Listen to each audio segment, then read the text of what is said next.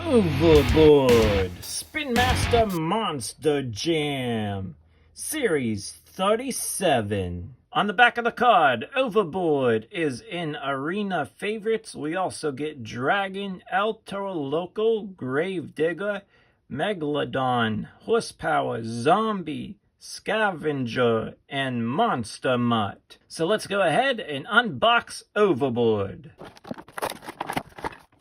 Here is Overboard unboxed, and we get that white lettering for the BKT tires on the tires and that blue wheel. And then we just get a gray chassis and then the black roll cage.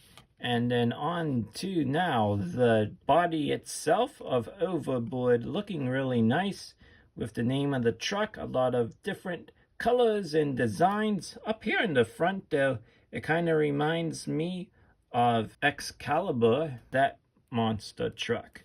And so then we have Jamie Gardner right on there, the name of the driver and I believe the owner of the truck. In the front then, body like this,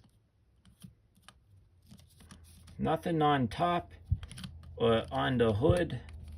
We come back to the other side of the truck and then onto the tailgate, the name of the truck, and then we have Slap and Stick.